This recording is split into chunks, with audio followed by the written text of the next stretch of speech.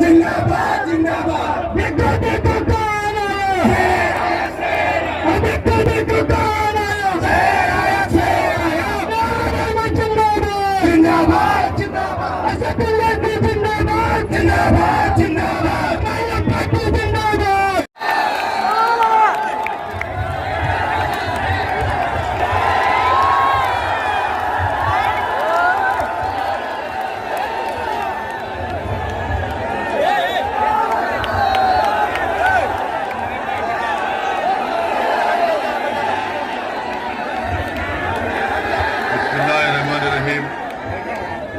फरमा मोहतरम जनाब बाबू सिंह कुशवाहा साहब, अध्यक्ष जन अधिकार पार्टी व कन्वीनर भागीदारी परिवर्तन मोर्चा, मोहतरम जनाब शौकत अली साहब, मोहतरम जनाब इसरार अहमद साहब, प्रत्याशी प्रतापगढ़ विधानसभा जनाब मुजम्मिल हुसैन साहब, प्रत्याशी पट्टी विधानसभा जिनका निशान गैस का सिलेंडर है, और इसरार अहमद साहब और जन अधिकार पार्टी के जिम्मेदारान, मेरी इज्जतदार माँ और बहनों, बुजुर्गों और गयूर नौजवान साथियों, आप तमाम का बेहद शुक्रिया कि आपने अपना कीमती वक्त निकालकर आज के इस मीटिंग में शिरकत की। मैं आपका दिल की गहराइयों से आपका शुक्रिया अदा करता हूं, और यकीनन ये जो सरों का समंदर आज नजर आ रहा है, मुझे यकीन है कि ये आपकी मोहब्बत की एक मिसाल भी है, और इंशाअल्लाह ताला 27 तारीख के दिन, मतदान के दिन, हिस्सेदारी और भागीदारी की जुड़ाई हम कुशवाहा साहब के साथ लड़ रहे हैं, इसमें आप हमारा ताउन करेंगे, दुआ करेंगे, और हमको अपने बुजुर्गों, मेरी इज्जतदार माँ और बहनों, भागीदारी परिवर्तन मोर्चा ने यह तय किया कि अगर आप और उत्तर प्रदेश की जनता और आवाम हमको अपने आशीर्वाद से, अपने वोट से सत्ता देती है, तो इसका पहला मुख्यमंत्री 2.5 साल के लिए जनाब बाबू सिंह कुशवाहा को बनाया जाएगा, और 2.5 साल के लिए एक दलित समाज से किसी शख्स को मुख्यमंत्री बनाया जाएगा, और इसमें 3 डिप्टी चीफ मिनिस्टर होंगे, एक अल्पसंख्यक समाज से मुसलमान, एक निषाद समाज से और एक अति पिछड़ा समाज से, यानी 3 डिप्टी चीफ मिनिस्टर बनाए जाएंगे। इसलिए कि सामाजिक न्याय की बात तो हर सियासी पार्टी करती है, मगर भागीदारी परिवर्तन मोर्चा ना सिर्फ इस बात को कहती है, बल्कि उसको अमली जामेनामा पहनाने का आपके सामने खाका भी रखती है। मेरे अजीज दोस्तों और बुजुर्गों, मैं पहले भी कहा हूं, आज भी कह रहा हूं कि हम तमाम पिछड़े जनता को, गरीब कुचले हुई आवाम को उनका हक दिलाना चाहते हैं, उनकी आवाज़ को और उठाना चाहते हैं, और हिस्सेदारी की जब बात बाबू सिंह कुशवाहा और ओवैसी करते हैं, तो हम सिर्फ हिस्सेदारी राजनीति में नहीं चाहते, हम हिस्सेदारी शिक्षा में चाहते हैं, हम हिस्सेदारी रोजगार में चाहते हैं, और हम हिस्सेदारी ठेकेदारी में चाहते हैं। मैं आपसे अपील कर रहा हूं कि कल तक आपके पास एक विकल्प नहीं था, कोई मुतबादिल नहीं था, आज एक विकल्प और मुतबादिल के तौर पर मजलिस भी है, जन अधिकार पार्टी भी है, और भागीदारी परिवर्तन मोर्चा है। यकीनन हमारा मकसद एक ही है कि जहां पर हिस्सेदारी और भागीदारी की हम बात कर रहे हैं, हमारा मानना यह है कि उत्तर प्रदेश से और उत्तर प्रदेश की जनता की राहत और सुकून के लिए बहुत जरूरी है। उत्तर प्रदेश के गरीबों के विकास के लिए, उत्तर प्रदेश के मजलूमों को इंसाफ दिलाने के लिए, उत्तर प्रदेश के किसानों को उनका जायज मुकाम दिलाने के लिए ये बात जरूरी है कि उत्तर प्रदेश में दोबारा बीजेपी की सरकार ना बने और योगी आदित्यनाथ उत्तर प्रदेश के मुख्यमंत्री ना बने।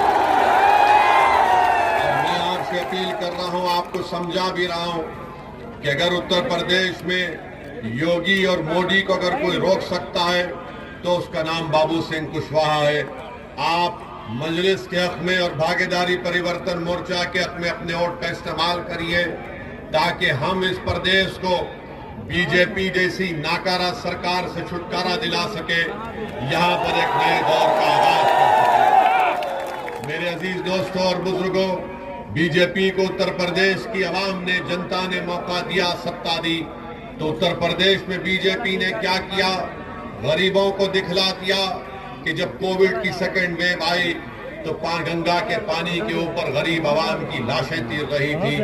बीजेपी ने दिखा दिया गरीबों को, न ऑक्सीजन दिया, न दवाएं दी, बल्कि अंतिम संस्कार करने के लिए लकड़ियां नहीं मिली या जमीन नहीं मिली दफनाने के लिए, तो गरीब और मजलूम और पिछड़ी जनता ने नदी के किनारे अपने बाप, अपने बेटे को, अपने पति को, अपने औलाद को दफना दिया। तो दुनिया ने देखा कि बीजेपी की सरकार कितनी नाकारा थी कि कुत्ते उन लाशों को नोच नोच कर खा रहे थे। मैं उत्तर प्रदेश की जनता को याद दिलाना चाहता हूं, जो सरकार तुम्हारे बाप, तुम्हारे पति और तुम्हारे भाई का अंतिम संस्कार करने का इंतजाम नहीं कर सकी, वो तुम्हारी वोट की हकदार नहीं है। जो जिंदों का साथ नहीं दे सकी और जो मरने वालों को भी इज्जत नहीं दे सकी, वो आपकी वोट की हकदार नहीं है। इसीलिए मेरे अजीज दोस्तों और बुजुर्गों, मेरी इज्जतदार माँ और बहनों, मैं आपसे अपील कर रहा हूं कि उत्तर प्रदेश में एक नए दौर के आगाज के लिए, जिसमें इंसाफ सबको मिलेगा, जिसमें हिस्सेदारी सबको मिलेगी। अगर समाजवाद वोट लेती है, समाजवाद के नाम पर सपा, तो आपने देखा कि उन्होंने सिर्फ परिवारवाद को फरोग दिया। बीजेपी के ताल्लुक से आप जानते हैं कि बीजेपी ने हिंदुत्व के नाम पर वोट लिया, मगर मिला क्या? उत्तर प्रदेश के उन अति पिछड़ा और पिछड़ा समाज को ठाकुरवाद का राज मिला।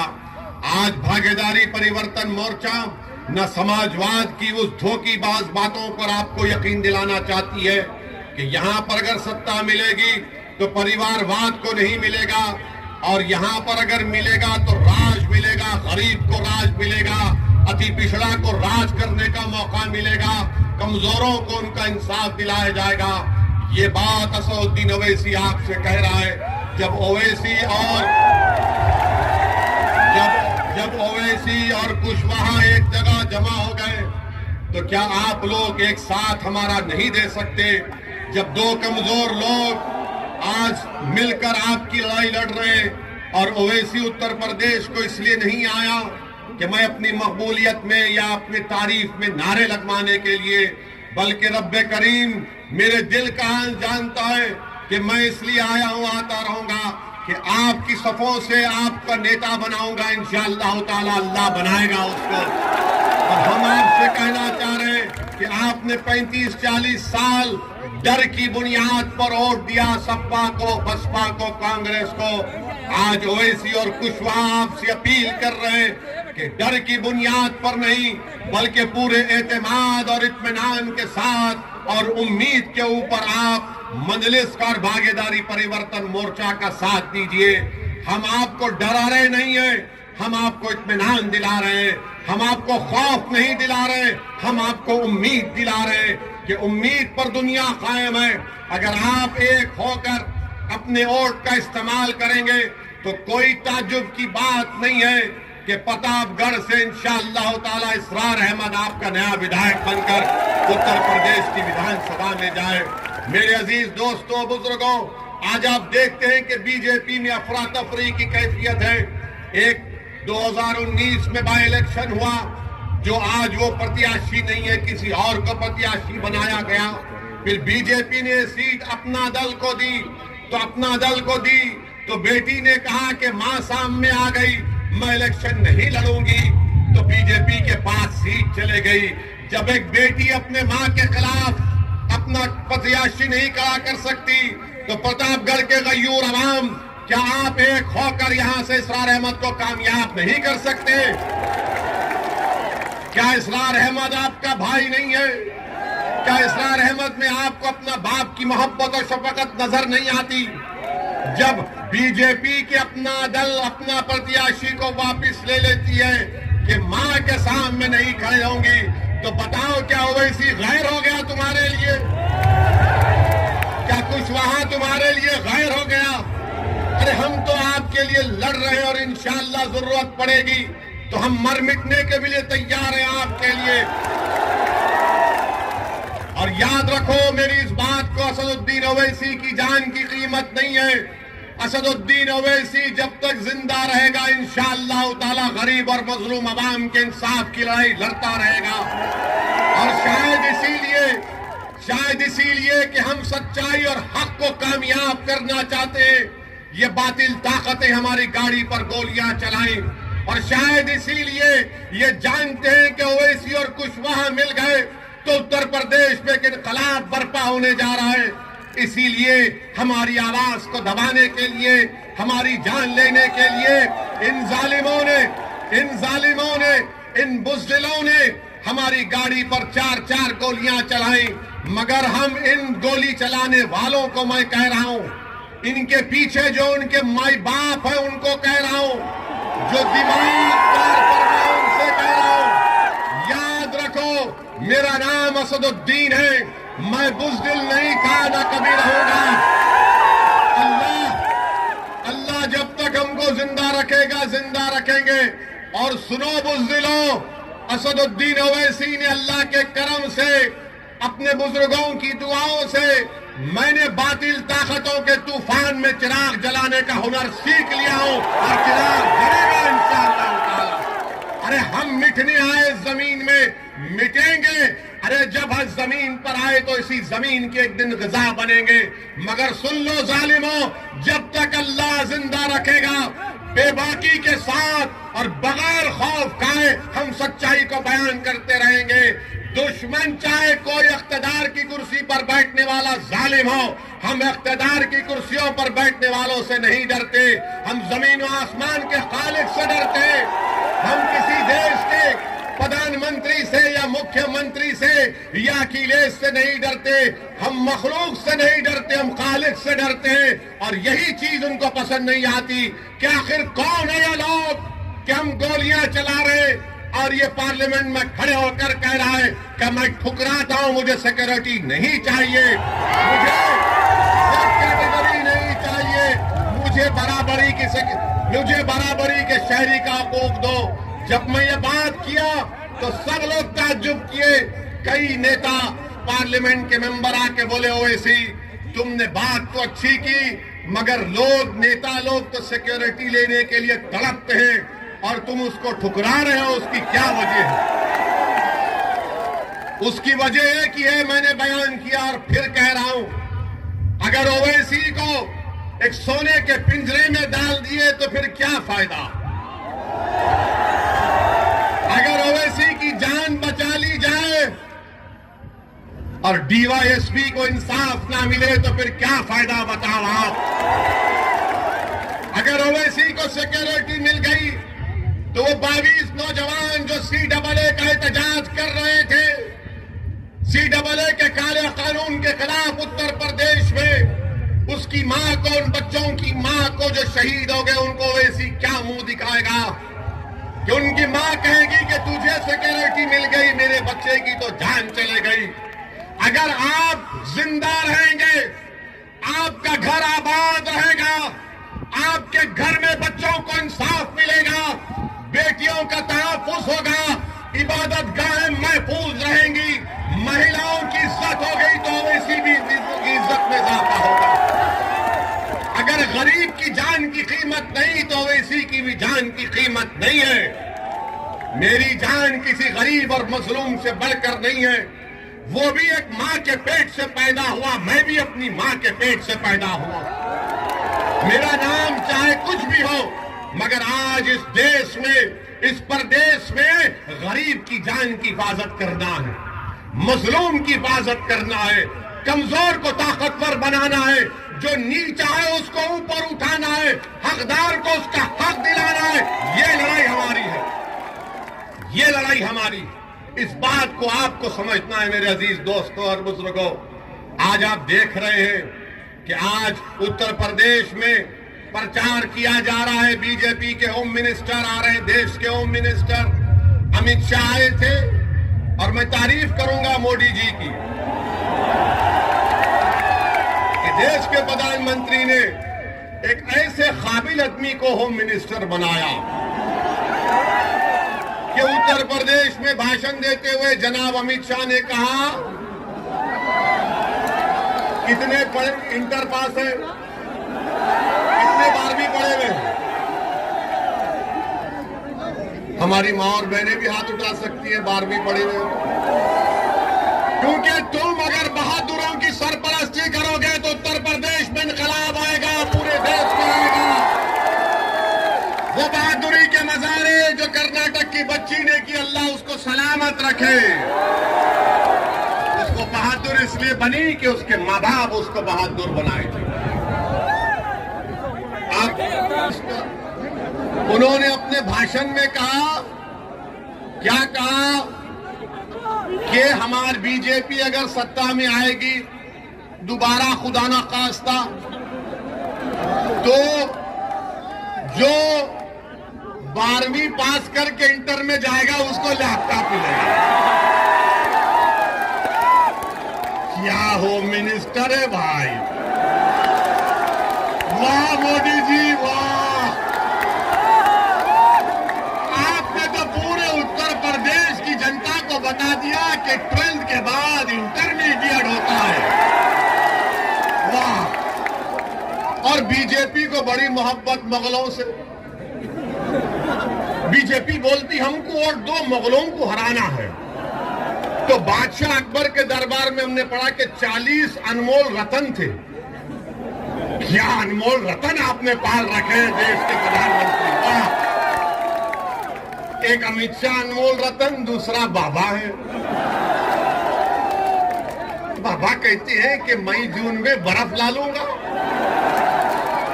जनवरी में गर्मी पैदा कर दूंगा। बाबा आपको नोबेल प्राइज मिल जाएगा इस बयान पर। मौसम वैज्ञानिक हो चुके हैं बाबा। बाबा को तीर लाशें नजर नहीं आई। बाबा को बच्चे जो एग्जाम लिखने के लिए गांव से आ रहे थे, रात भर जाकर रोड पर बैठा था तो पेपर लीक हो गया, तो बाबा को गर्मी सर्दी याद नहीं आई, क्योंकि बाबा गरीबों की तकलीफ को नहीं समझते। उत्तर प्रदेश का मुख्यमंत्री गरीबों की तकलीफ को नहीं समझ सकता। ये इनका मामला है। मेरे अजीज दोस्तों और बुजुर्गों, वहीं पर समाजवादी पार्टी के अखिलेश का भी एक वीडियो आया है जिसमें वो कह रहे हैं, सुन लीजिए, हमारे जेब में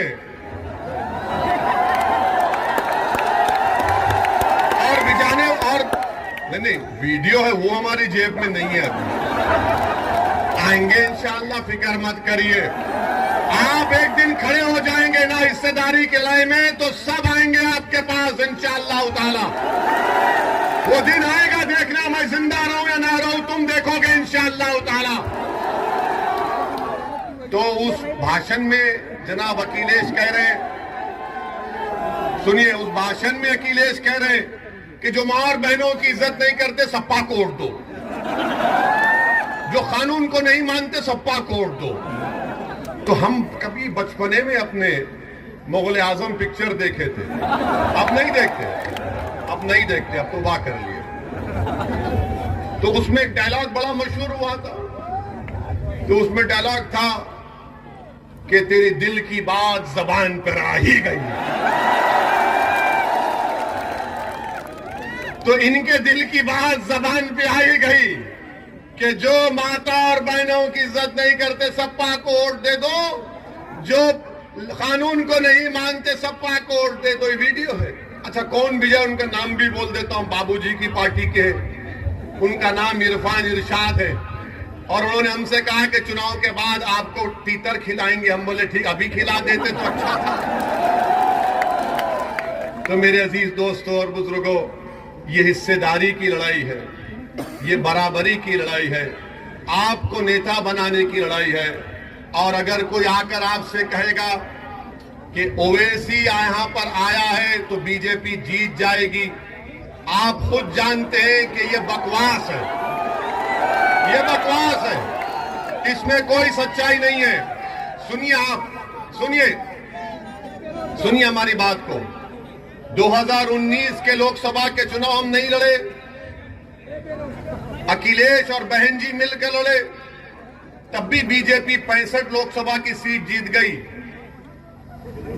हमने कहा था आपको बीजेपी को वोट देने के लिए। इसीलिए हम आपसे कह रहे हैं कि आप सिर्फ वोट डालने वाले बन गए, वोट लेने वाले नहीं बने आप। जब आप वोट लेने वाले बन जाएंगे तो आपकी ताकत दिखेगी।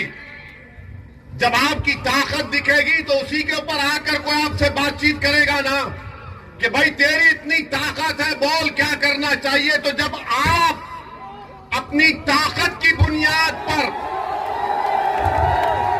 जब आप अपनी ताकत की बुनियाद पर कह सकेंगे कि उत्तर प्रदेश में मुस्लिम अल्पसंख्यक समाज को, दलित समाज को, पिछड़ा समाज को, कुशवाहा समाज को इंसाफ किया जाए, क्योंकि ये जानते क्या है, इनके दिमागों में ये बात बैठी हुई है कि ये लोग कहीं नहीं जाएंगे। इनको डर दिखाओ मोदी का, योगी का, बीजेपी का, ये डर कर हमको वोट देंगे। ओवैसी आपसे कह रहा है कि डर की बुनियाद पर नहीं, उम्मीद की बुनियाद पर, खौफ की बुनियाद पर नहीं, खौफ की बुनियाद पर नहीं। अगर आपकी ताकत दिखाई देगी, और ताकत सिर्फ नारों से ताकत नजर नहीं आती, ताकत सिर्फ जज्बा, सिर्फ 1000 10,000 का मजमा जमा करने से दिखाई नहीं देती। जमहूरियत में, लोकतंत्र में ताकत वोट है। जब वोट की ताकत नजर आएगी तो सपा, बसपा, बीजेपी सब बोलेंगी कि अब इनसे पंगा लेना महंगा पड़ेगा। और आप इस बात को समझिए, मेरी इस बात को, अगर आप ये समझ रहे कि बाज लोग आकर जो दिल्ली और लखनऊ में बैठकर आपके वोटों का सौदा करते हैं, मैं उनसे भी कहना चाह रहा हूं कि अब तुम्हारी दुकानें बंद होगी। तुम अब तिजारत नहीं करोगे हमारे जज्बात पर। तुम हमारे वोटों की तिजारत करते अपनी जाती मफाद के लिए। अब एक बेदारी की लहर पैदा हो चुकी है उत्तर प्रदेश में, और वो बेदारी की लहर ये होनी चाहिए कि आप इसको वोट में तब्दील करें। और मंजलिस के मुखालिफिन, भागीदारी परिवर्तन मोर्चा के मुखालिफिन कहते ओवैसी के जनसभा में भीड़ तो मन कराती है, मगर क्या वोट में तब्दील होगा? क्या वोट में तब्दील होगा? क्या वोट में तब्दील होगा? क्या वोट में तब्दील होगा? अगर वोट में तब्दील होने का आप हमसे वादा कर रहे हैं तो कहीं 27 तारीख को भूल नहीं जाना। ऐसा नहीं है कि नहीं यार जज्बात में नारा लगा दिया था। ये ओवैसी का भड़काऊ भाषण दिल को छू लेता है। मेरे दोस्तों, मैं अगर अपनी जबान को चलाता हूं तो मैं आपसे वाहवाह हासिल करने के लिए नहीं चला रहा हूं। मैं आपको एक पैगाम दे रहा हूं, फिक्र दे रहा हूं। उस फिक्र जो दे रहा हूं, जो पैगाम हमने और बाबू सिंह साहब ने दिया, उस पर गौर करिए, उस पर सोचिए। आप सोचिए क्या इनकी बातों में सच्चाई है। अगर सच्चाई है तो साथ दो आप हमारा, वरना याद रखो बीजेपी को अगर कोई रोक सकता है, मैं फिर से कह रहा हूं बाबू सिंह कुशवाहा, ये बबुआ से नहीं होगा, इनसे नहीं होगा। ये खाली आराम पसंद आदमी है, लड़ना जानते नहीं है। हम लड़ना जानते हैं। और एक तरफा मोहब्बत कब तक करेंगे आप सपा बसपा से एक तरफा मोहब्बत कब तक करेंगे? क्या आपने कभी जिंदगी में इश्क किया, मोहब्बत की? एक तरफा होती है। मैं इंसान की मोहब्बत की बात नहीं कर रहा हूं, मैं आपको बात कर रहा हूं रब्बे करीम से। अगर कोई मोहब्बत करता है ना, तो क्या बतलाया गया कि तुम एक कदम चलो, वो 10 कदम तुम्हारी तरफ चलेगा। मगर यहां पर क्या है? नहीं, एक तरफा मोहब्बत, सपा या बसपा। ओवैसी है, अच्छा बोलता है, अभी टाइम है। टाइम मेरे पास भी नहीं है, आपके पास भी नहीं है। अपना टाइम अभी है इंशाअल्लाह ताला। यही हमारा टाइम है, यही हमारा टाइम। याद रखो, जो लोग इस तरह की बात कर रहे हैं, मैं उनसे कह रहा हूं, मैं नौजवानों से अपील कर रहा हूं कि अपने बुजुर्गों को समझाओ कि जब 5 साल के बाद एक बच्चा और बच्ची आज 15 साल की है, कल 20 साल की जब हो जाएगी, तो आप वो बच्चा और बच्ची जब आपसे पूछेंगे, बताओ अब्बू मेरे शिक्षा का इंतजाम क्यों नहीं किया, वो बच्चा कहेगा कि मेरे रोजगार का इंतजाम क्यों नहीं किया, तो क्या आप उनसे कहेंगे फक सपा को बसपा को वोट देना है, बस यही काम है? नहीं कह सकते आप। आज ये बेदारी जो इन बच्चों में पैदा हो रही है, याद रखो आप, इन बच्चों में जो बेदारी पैदा हो गई, उनको अपनी मंजिल आसमानों में नजर आ रही है। वो ख्वाबी रूह जब बेदार होती है जवानों में, उनको नजर आती है अपनी मंजिल आसमानों में। वो ख्वाबी रूह को बेदार करना है, वो ख्वाबी रूह को आपको बेदार करना है। हमेशा हम तो डर डर कर वोट दिए ना, हमने हमेशा सेकुलरिज्म का साथ दिया, मगर आपको क्या मिला? आपको यह मिला कि सबसे कम ग्रेजुएट 3%, सबसे ज्यादा स्कूल के बाहर हम, सबसे कम पढ़े लिखे हम, सबसे गरीब हम, सबसे ज्यादा बेरोजगार हम, सबसे कम 2 एकड़ जमीन रखने वाले आप। उसके बावजूद भी अगर कोई आपसे आकर कहेगा कि दे दो भीख हमको, तो उनसे पूछो मुझे क्या मिलेगा? मैं कोई जन्नत का तुमसे वादा नहीं कर रहा हूं, खुदा ना खास्ता। मैं आसमान से तारे तोड़कर लाने का तुमसे वादा मैं बाबू सिंह नहीं कर रहे। मैं चांद से मट्टी लाने का तुमसे वादा नहीं कर रहा हूं। हम सिर्फ इंसानों की तरह रहते तो बराबरी मिले, हिस्सेदारी मिले, ये है। इसीलिए आपसे अपील कर रहे हैं कि 27 तारीख के दिन आप तमाम लोग ना सिर्फ प्रतापगढ़ बल्कि पूरे जितने भी अभी फेजेस बाकी है, 4थे, 5वें, 6ठे और 7वें, जहां तक हमारी बात पहुंच रही है, और मैं अल्लाह से भी दुआ करता हूं, रब्बे करीम मैं कमजोर हूं, मेरी आवाज को पहुंचाना तेरा काम है, दिलों को मोड़ना तेरा काम है, मेरे बस की बात नहीं है। मेरे अजीज दोस्तों बुजुर्गों, हिम्मत और हौसले को बुलंद रखो और अपना एक एक वोट जहां पर मंजलिस का प्रत्याशी है, पतंग के निशान पर बटन दबाइए। जहां पर जन अधिकार पार्टी के प्रत्याशी हैं, गैस के सिलेंडर पर बटन दबाइए। हिस्सेदारी की लड़ाई है, हिस्सेदारी की लड़ाई में अपना हिस्सा अदा करिए। आपका बेहद शुक्रिया। और 27 तारीख के दिन क्या होगा? क्या होगा?